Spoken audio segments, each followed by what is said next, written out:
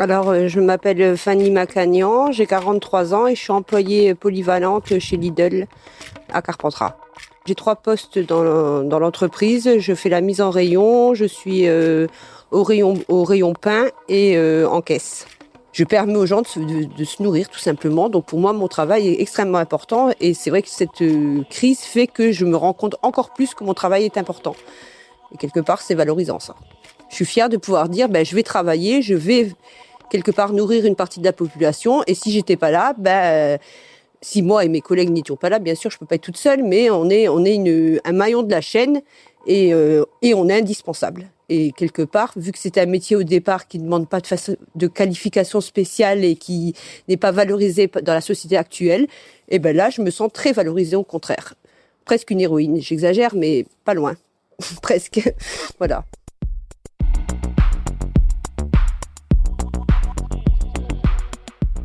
D'habitude, ils sont presque invisibles. Ils gagnent des petits salaires et ils font des boulots souvent ignorés ou méprisés. Mais depuis le début de la crise sanitaire, on ne parle que d'eux, ceux qui ne sont pas confinés parce qu'ils travaillent. Les livreurs à vélo, qui pédalent pour que nous, on n'ait pas à mettre le nez dehors, les travailleurs de l'hôpital évidemment, ceux des supermarchés, ceux qui traversent la France avec dans leur camion des tonnes de nourriture, ou ceux qui continuent de ramasser les poubelles. On les remercie, pour certains on les applaudit. Ils sauvent des vies, nos vies, que ce soit sur une table d'hôpital ou en nous permettant de ne pas mourir de faim avec un frigo vide et sans papier toilette. Tous ces gens, qu'on ne voyait pas forcément hier, nous semblent aujourd'hui indispensables. Dominique Méda est sociologue du travail. Elle voit dans cette crise sanitaire l'occasion de repenser la hiérarchie sociale des métiers. Engagée, elle prône une reconversion écologique où le travail aurait une place différente. Elle est au micro d'Adrien Nazelli. Je m'appelle Marie Semelin, bienvenue dans ce nouvel épisode de Travail en cours.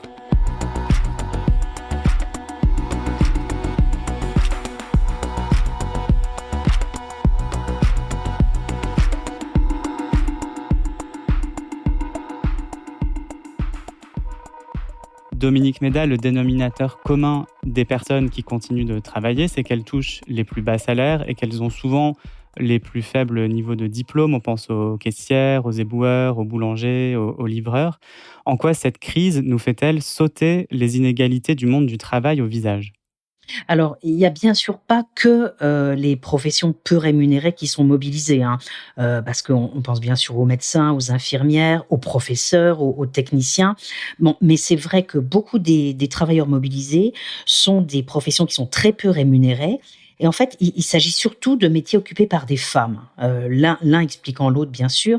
C'est-à-dire qu'on a 2 grands types de métiers qui sont en première ligne. Il y a ce qu'on appelle souvent les métiers du care, et puis il y a les métiers de la vente.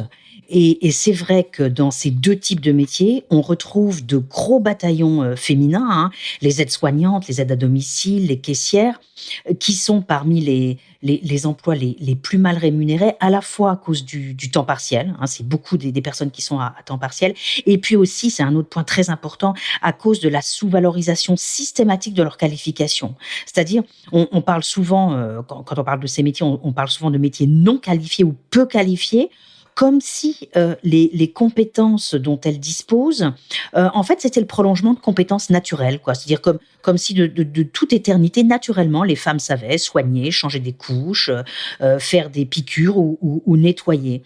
Et donc, ce sont en même temps ces personnes-là qui sont obligées de venir travailler, et dans les conditions actuelles, qui sont obligées de venir travailler sans équipement de protection et donc qui prennent des risques. Et le pire, je dirais, c'est que ces personnes, souvent, elles sont dans des positions très dominées et donc elles ne peuvent pas ou elles n'osent pas exercer leur droit de retrait. En plus, elles doivent prendre les transports en commun. Bref, là, on est en effet en plein dans des inégalités qui sont redupliquées par rapport aux inégalités classiques en œuvre dans le monde du travail. En quoi est-ce qu'on assiste en fait à un vrai renversement, peut-être des valeurs du travail ?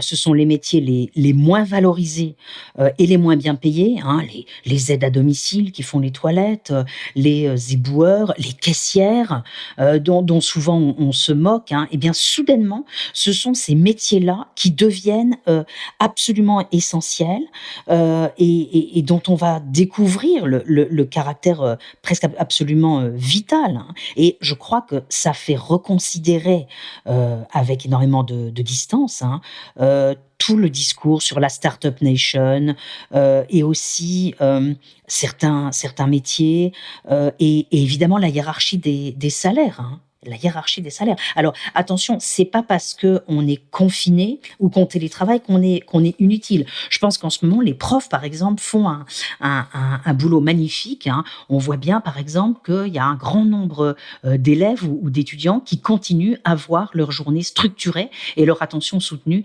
par des professeurs qui font du télétravail. Mais en effet, je pense qu'on assiste là à un renversement du gradient de la valorisation sociale des métiers. C'est-à-dire que, est-ce que vous pouvez nous donner des exemples de métiers qui doivent se sentir parfaitement inutiles? En ce moment, vous parliez de la Startup Nation. Alors, des métiers inutiles, voire toxiques, je dirais les consultants en New Public Management qui ont contribué à détruire l'hôpital et une grande partie des services publics, les banquiers, les traders quand ils sont pas régulés, les conseillers en communication politique, les publicitaires. Voilà, beaucoup de métiers dont on voit bien que non seulement ils servent à rien quand la société va très très très très très mal, quand il y a une urgence, mais qui de surcroît, je me mets toujours dans l'idée de la crise écologique, contribuent à aggraver et la résilience des sociétés et la crise écologique.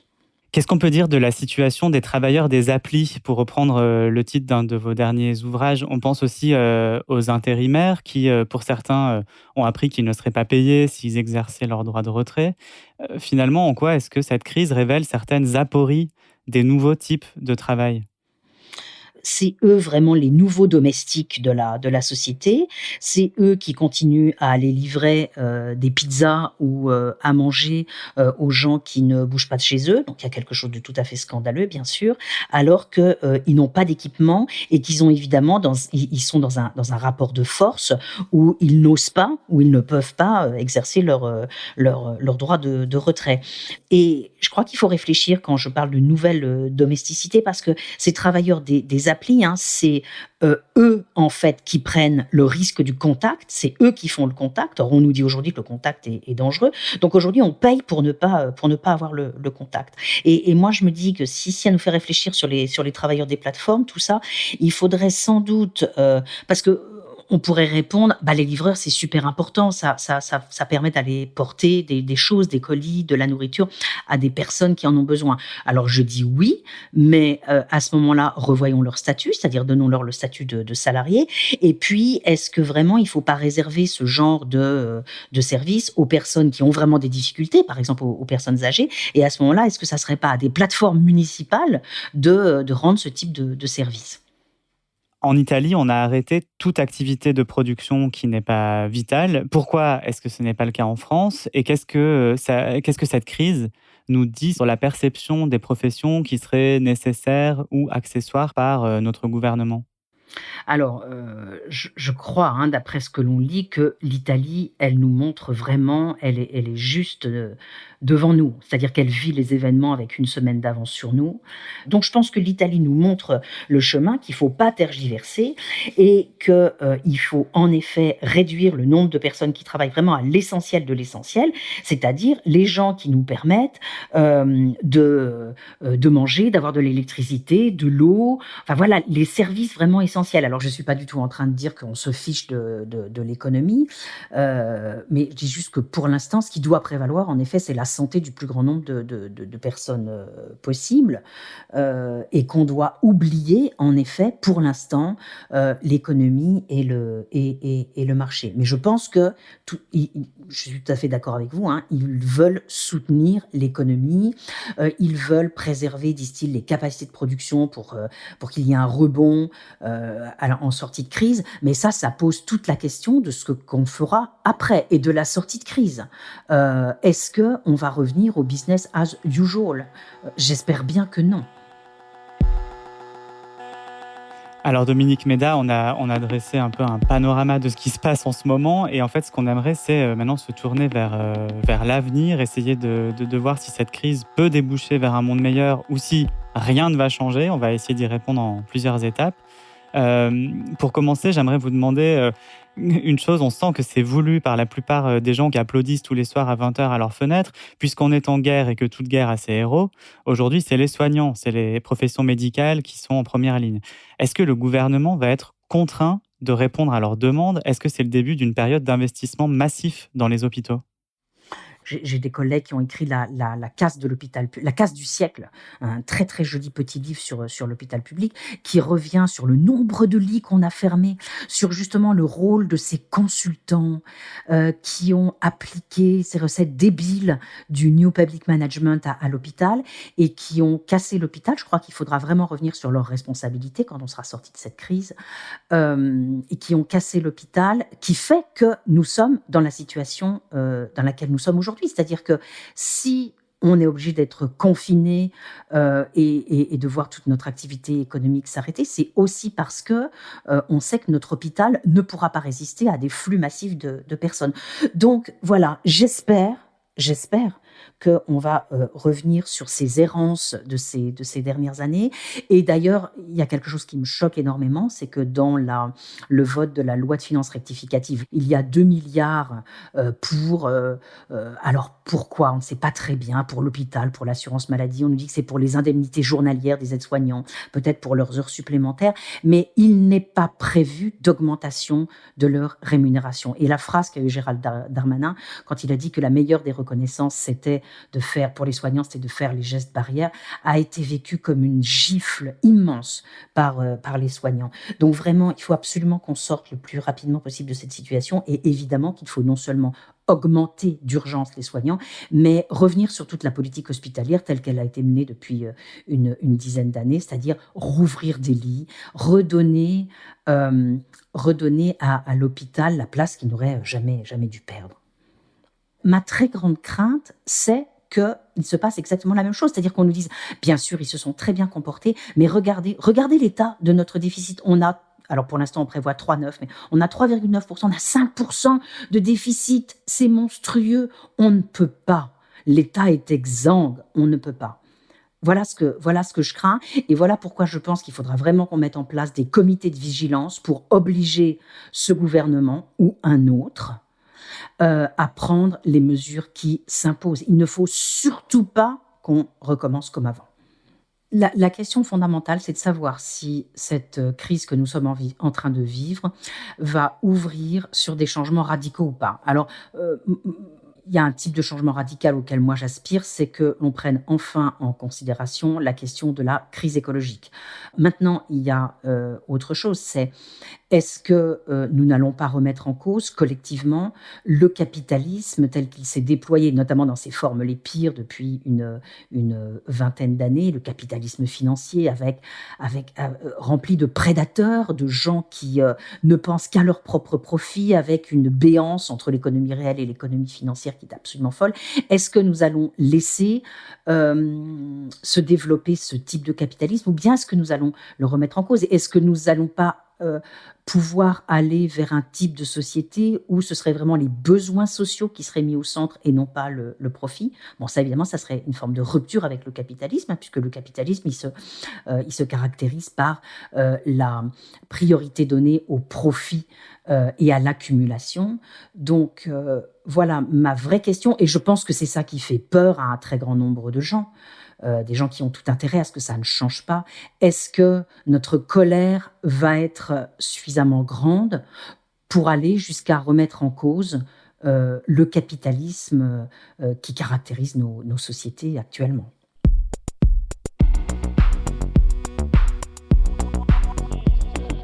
Et quelle pourrait être la voie d'expression de cette colère? Puisque si on se replonge dans les dernières années très récentes, il y a eu quand même énormément d'événements très surprenants et imprévisibles par le pouvoir, comme les Gilets jaunes, par exemple. Ce qui veut dire qu'une fois qu'on serait sorti de cette crise, est-ce que le gouvernement peut s'attendre à un raz-de-marée de Gilets jaunes, mais cette fois avec 20 fois plus de monde? Ce qui est intéressant, c'est que les gilets jaunes ou les précédentes manifestations de colère, le gouvernement a réussi à les cantonner et à laisser penser que ça ne concernait qu'une petite fraction de la population. Or là, c'est l'entièreté de la population qui a été soumise à ce régime complètement fou de confinement, d'informations contradictoires, qui se rend compte de l'impréparation. Alors, quelle forme ça pourrait prendre? Je ne sais pas, mais tout ce que je sais, c'est que moi, je suis bombardée de messages de gens, de toutes sortes de gens, qui disent tous: ça n'est pas possible qu'on continue comme ça après. Les changements devront être majeurs. Donc, il va y avoir, en effet, une envie, une aspiration, une colère et une volonté de changement qui va être énorme. Maintenant, par qui va-t-elle être canalisée? C'est très préoccupant, hein, parce on peut très bien penser, par exemple, que le Rassemblement national va capitaliser sur cette colère et va faire des propositions très nationalistes pour l'après-crise. Donc là, je pense que nous avons un travail énorme à faire pendant la crise pour préparer la sortie de crise et pour que les citoyens ne se fassent pas voler cette réflexion et cette possibilité de changer de société. Pour rebondir sur ce qu'on disait au début, dans le constat sur le fait que cette crise rend visibles les différences entre ceux qui travaillent, ceux qui télétravaillent, ceux qui restent chez eux au chômage technique, parfois même au sein d'une même entreprise, qu'est-ce que cette mise en lumière des différences de traitement peut entraîner pour la suite, notamment chez les personnes à qui on a demandé de travailler? Qu'est-ce que ça peut créer comme... Est-ce que ça va être du ressentiment, parce que vous parlez du Rassemblement national? Alors, oui, bien sûr, du ressentiment, de la colère, mais maintenant, le problème, c'est que on est resté, et même on a dit tout à l'heure que les différences sociales, les différences de classe s'étaient amplifiées avec cette crise. C'est-à-dire qu'en gros, une partie des gens ont pu se mettre en retrait.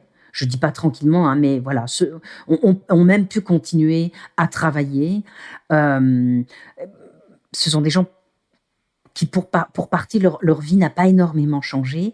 Et puis il y a vraiment des gens, entre les soignants, les livreurs, les caissières, etc., dont la vie a été très bouleversée, qui se sont sentis en première ligne. Mais justement, toute la question, c'est de savoir si on pourra construire des revendications collectives avec encore ces différences de classe qui subsistent. Ça me fait penser, vous savez, parce que vraiment, je pense qu'on va être obligé de comparer sans arrêt à la sortie de la Seconde Guerre mondiale. Enfin, moi, je pense énormément à ça. Ça me fait penser au très bel exposé des motifs des ordonnances qui créent la sécurité sociale. Dans cet exposé des motifs, ce qui est dit, c'est que on souhaite mettre fin à ces divisions de classes et notamment à la division entre, d'une part, des classes possédantes sûres d'elles-mêmes et d'autre part, des classes de travailleurs qui sont soumis à l'incertitude permanente du lendemain. Et que la sécurité sociale, c'est vraiment la nouvelle organisation qui va nous permettre de remettre toutes ces classes en quelque sorte à égalité, qui va permettre d'organiser une redistribution non seulement horizontale, mais également verticale. Et on va mettre en place, disent-ils, un vaste système d'entraide obligatoire. Donc, il y a une volonté d'égalité et de dépasser les clivages entre classes qui me semble très importante. Et pourquoi on a ça ? Et pourquoi on peut se permettre ça ? Parce que une partie des employeurs et des classes dirigeantes se sont très mal comportés, ont collaboré. Une partie de la classe ouvrière et de la CGT ont été dans la résistance et sortent auréolées de cette situation. Et donc, on parvient à rebattre les cartes. Là, je ne sais pas si on dispose de tous les moyens pour rebattre les cartes. Donc, c'est-à-dire que ce renversement des valeurs qu'on constate aujourd'hui, il ne sera pas forcément pérenne une fois la crise terminée. Je pense que le mieux pour nous, ce qui serait tout à fait désirable, l'idéal, ça serait qu'on fasse la même chose que ce qui s'est passé à la sortie de la Seconde Guerre mondiale. Vous savez, à la sortie de la Seconde Guerre mondiale, dès 1944, alors que la guerre n'est pas finie, il y a 2 événements très importants, même, enfin, il y en a beaucoup. En 1944, on a à la fois la déclaration de Philadelphie, de l'Organisation internationale du travail, qui dit plus jamais ça, qui dit que c'est l'inégalité et les mauvaises conditions de travail qui conduisent à la guerre, et donc il faut absolument les préserver. Et puis on a le plan qui est produit par le Conseil national de la résistance. Et donc on va avoir en 45 toute une série de mesures, en France et ailleurs, qui changent radicalement le paysage, qui change radicalement de politique. C'est la grande époque du keynésianisme, etc. Aujourd'hui, si nous parvenions à reconstruire nos sociétés, moi je dis qu'il faut une reconversion écologique, c'est-à-dire il faut un changement radical de paradigme. Si on arrivait à promouvoir des politiques radicalement différentes et en rupture avec le néolibéralisme, ce serait absolument formidable. D'une part parce qu'évidemment, on est absolument obligé de s'engager dans cette reconversion écologique simplement pour conserver des conditions de vie un peu humaines, quoi, parce qu'on sait très bien que sinon ça va devenir catastrophique. Mais il me semble qu'on pourrait en même temps en tirer d'autres dividendes. On parle souvent d'un double dividende. Si jamais cette reconversion écologique nous permettait de créer des emplois, or il me semble que il y a là une possibilité. On dispose maintenant d'études qui nous montrent que, certes, la reconversion écologique, elle nous obligera à fermer des secteurs, mais aussi à en ouvrir de nombreux, à ouvrir de nouveaux secteurs et donc à développer de nouveaux métiers, voire à transformer des métiers existants. Et puis, on pourrait avoir un triple dividende si on en profitait pour réorganiser le travail. Et là, on a un champ de réflexion absolument gigantesque parce qu'il y a la question de savoir comment on revient sur la division internationale du travail qui est à l'œuvre aujourd'hui, qui est complètement folle, avec le fait qu'on a laissé partir des productions absolument stratégiques, de médicaments, de masques, de tout ce qu'on veut. Donc on le voit parfaitement aujourd'hui. On a laissé partir toute notre industrie textile. Donc comment est-ce qu'on fait est-ce qu'on profite de cette crise pour rapatrier un certain nombre de productions, relocaliser un certain nombre de productions, et aussi pour produire autrement? C'est-à-dire, si on n'a plus ces grandes multinationales qui passent leur temps à mettre les législations nationales du travail en compétition les unes avec les autres, et si on revient à des formes peut-être plus petites d'organisation du travail, des PME, peut-être des coopératives artisanales, on a vraiment un énorme champ de réflexion. Parce que vous voyez, une question que je me pose, c'est... il faut faire un investissement financier massif dans la transition écologique. Avec mes collègues, on avait parlé de 20 milliards, c'est souvent un chiffre qu'on trouve, de 20 milliards supplémentaires d'investissements publics par an, par exemple dans la rénovation thermique des bâtiments, les infrastructures, etc. Mais sur quelle base? Est-ce qu'on reconstruit radicalement nos villes? Est-ce qu'on doit démétropoliser les villes, c'est-à-dire sortir de ces énormes malls urbains dans lesquels les gens sont serrés? Est-ce qu'il faut faire revivre les petites villes et les rendre autonomes énergétiquement, alimentairement? Donc ça, évidemment, ça recréerait énormément d'emplois, des emplois sans doute beaucoup plus basiques, des emplois manuels. Voilà. Donc vous voyez, on a un champ immense de réflexion à ouvrir. Si on voulait être un petit peu provocant, Dominique Méda, on pourrait dire que cette crise sanitaire, c'est une opportunité, en fait, pour une prise de conscience générale autour de la transition écologique. Oui. Alors, ça peut être la pire comme la meilleure des choses. La pire des choses, ça serait que non seulement on reparte comme avant, mais qu'on reparte comme avant dans une situation économique radicalement dégradée. Et ça peut être épouvantable, c'est-à-dire que on peut retomber dans un chômage encore pire que celui qu'on a connu. On peut se faire tailler des croupières par des pays qui nous voudraient pas du bien. On peut se faire acheter des pans entiers de ce qui reste de notre industrie. Donc ça peut être épouvantable, disons-le. Et puis en effet, si on s'y prend bien, ça peut être une formidable opportunité pour bifurquer.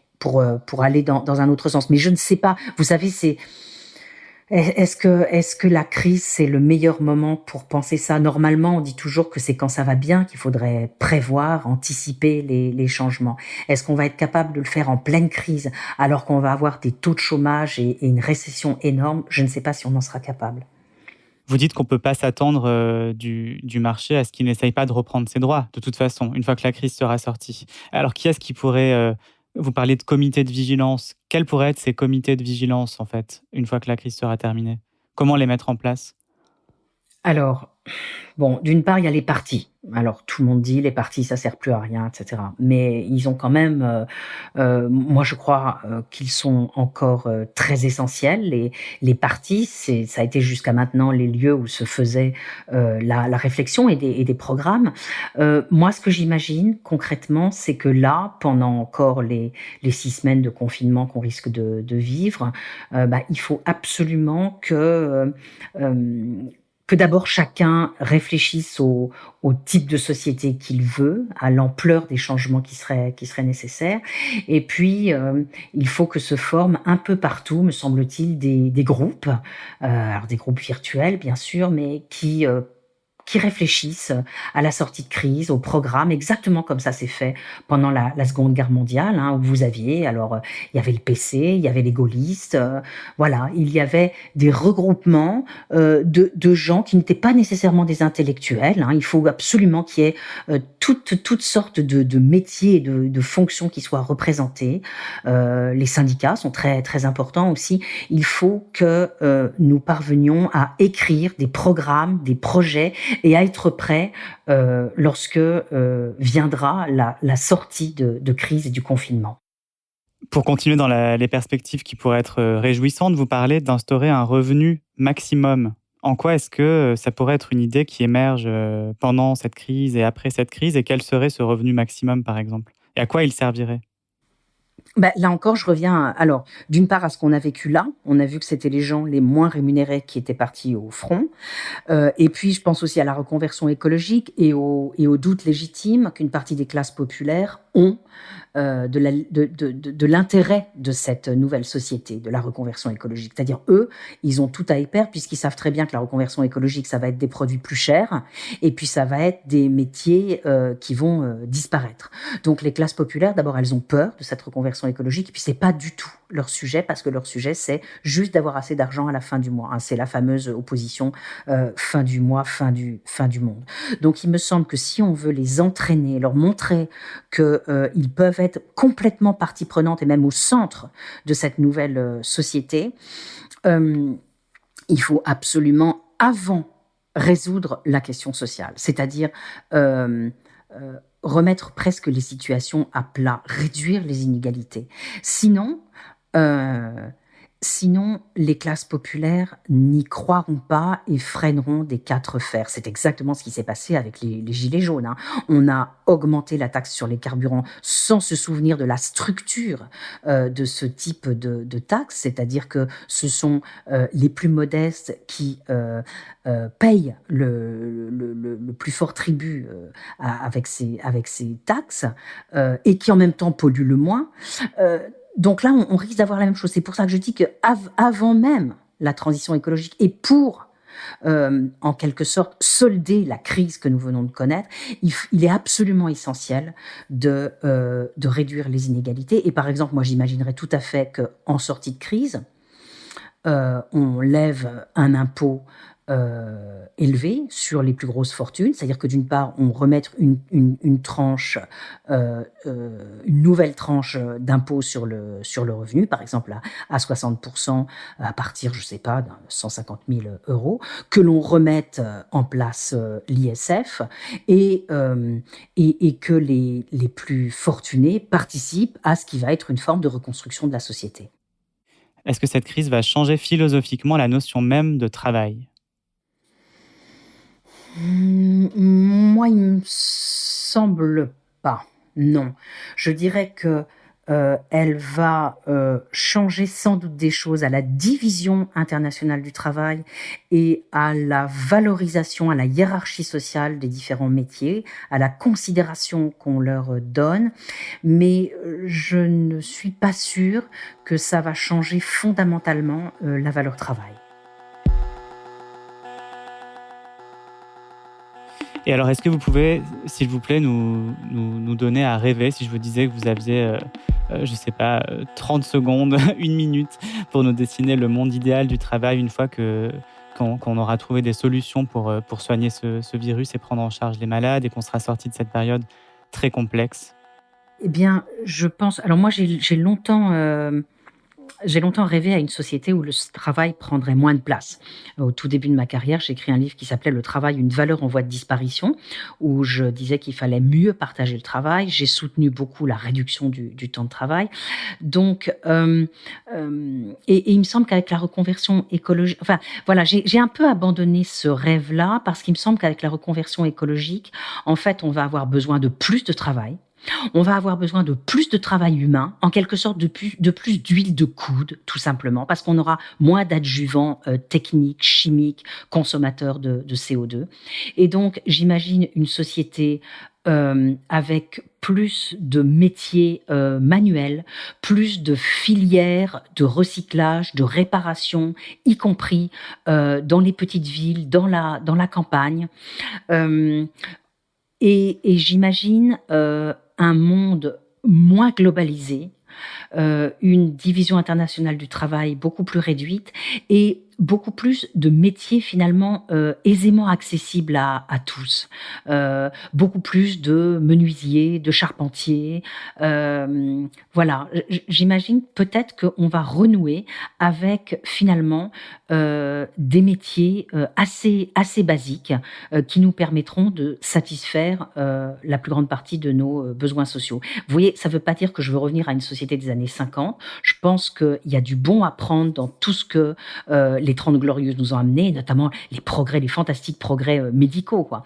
Mais nous avons désormais à trier dans cet héritage et je pense qu'il y a beaucoup de bon à inventer dans cette société. Ça sera une société qui respirera mieux, ça sera une société dans laquelle il fera sans doute, à mon avis, mieux vivre que dans la société actuelle.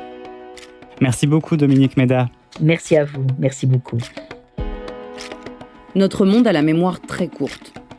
Et c'est possible que rapidement, une fois terminé, il ne nous reste juste qu'un vague souvenir un peu engourdi de cette période. Un souvenir noyé aussitôt dans des habitudes qui reprennent leurs droits, presque comme avant. Pourtant, de nombreux chercheurs, comme Dominique Méda, soutiennent qu'il y aura un avant et un après cette crise sanitaire, parce que son ampleur est inédite et parce qu'elle nous concerne absolument tous. On se demande si ça sera au global, par exemple pour une transition écologique, si un infirmier va gagner plus parce que son travail est plus utile pour le groupe que, disons, un cadre commercial. Individuellement, ce moment particulier laissera sans aucun doute son empreinte en nous, plus ou moins grande, bonne ou mauvaise. Une modification, peut-être infime, mais indélébile, sur la manière dont on voit notre travail et la place qu'il occupe dans notre quotidien. Vous venez d'écouter Travail en cours. Adrien Nazelli a réalisé l'interview de Dominique Méda. Chargée de production, Louise Emerlet. Responsable de production, Marion Girard. Responsable éditoriale, Maureen Wilson. Charlotte Pudlowski était à la rédaction en chef. Cyril Marchand à la réalisation, Olivier Baudin au mixage. La musique est de Jean Thévenin.